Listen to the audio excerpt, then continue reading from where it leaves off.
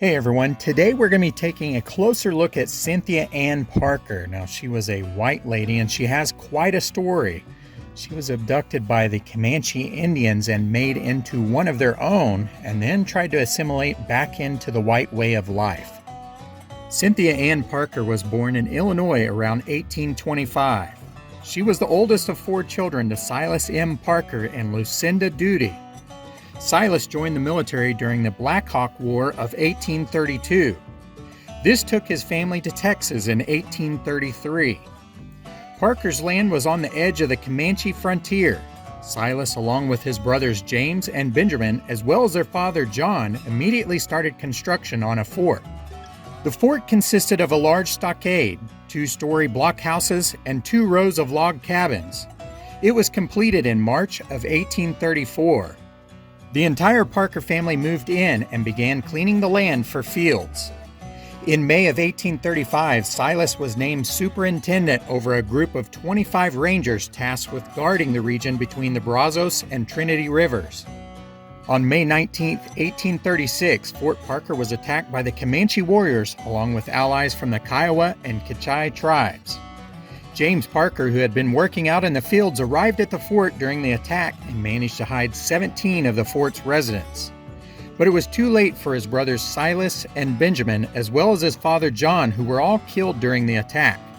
It was also too late for 5 other family members who had been kidnapped by the Comanche. One was his own daughter Rachel, grandson James Pratt Plummer, sister-in-law Elizabeth Kellogg, as well as Cynthia and her brother John. James managed to save Cynthia's other 2 siblings, Orlena and Silas Jr. James led survivors through underbrush for 6 days to a settlement. He then began efforts to find and return to his family members taken during the raid. But after raising a company of men, it was halted by the threat of the Mexican army. In June, James returned to the fort to bury the dead.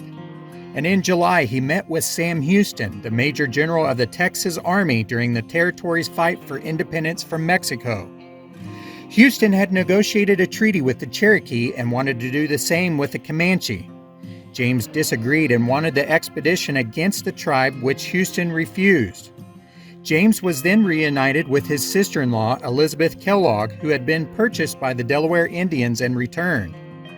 In June of 1837, Parker asked Houston, now Texas president, for 2,000 men to act against the Comanche.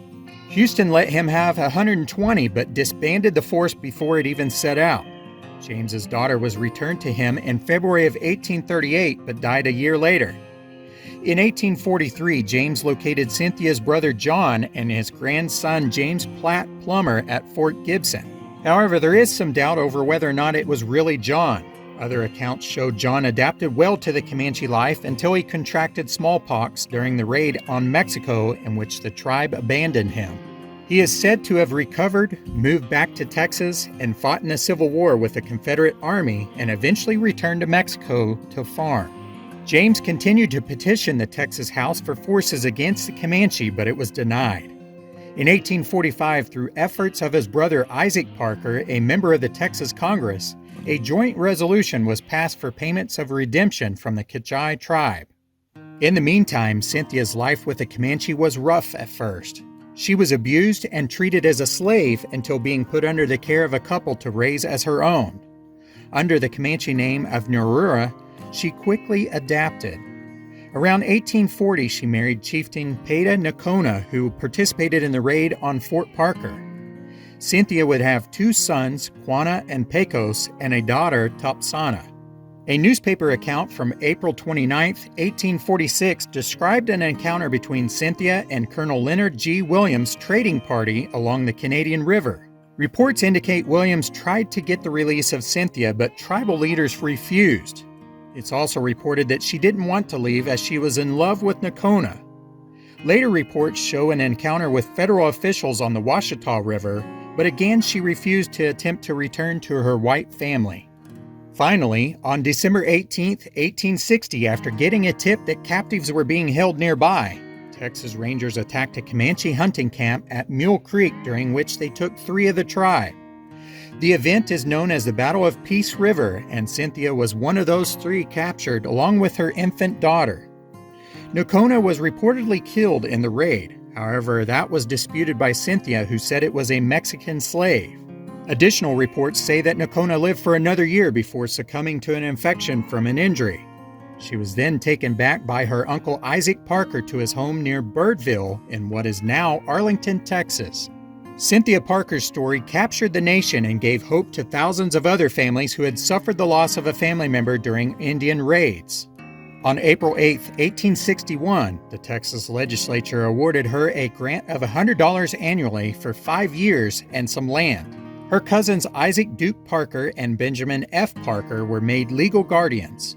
However, Cynthia still didn't want to live in a white society and made several attempts to flee to her Comanche family. Her brother Silas Jr. then took her to his country home, but afterwards he joined the Confederate Army and she wound up with her sister Orlena. Reports indicate that in 1863 she got word that her son Pecos had died of smallpox. Then a year later, her daughter Topsana died of pneumonia. The stress of not being able to assimilate back into the white culture and the death of her son and daughter led to a severe depression and ultimately her death around 1870. Cynthia Ann Parker's son Quanah would go on to play an important role as the last Comanche chief for 25 years, providing leadership and promoting self-sufficiency and self-reliance as a Comanche reservation in southwest Oklahoma. There he oversaw the building of schools, helped create ranching operations, and established crops. The reservation was broken up and opened to settlers in 1901. Quanah then spent the rest of his life on a profitable ranch. In 1910, Quanah moved his mother's grave to Post Oak Mission Cemetery near Cache, Oklahoma, and was buried beside her when he died in 1911. Both were moved to the Fort Sill Post Cemetery in 1957. Although Parker's fort was lost over the years, in 1836 it was recreated in its original location and is now known as the Old Fort Parker. John Wayne starred in a movie called The Searchers, which was directed by John Ford and released May 16, 1956. There have been several film critics that have suggested that the film was inspired by the 1836 kidnapping of Cynthia Ann Parker. The film was a commercial success and since its release is considered by many to be a masterpiece. In 1989, it was deemed culturally, historically, or aesthetically significant by the United States Library of Congress. So that's going to do it for today's episode on Cynthia Ann Parker. I hope you enjoyed it. As always, I thank you so much for watching, and we'll see you guys next time.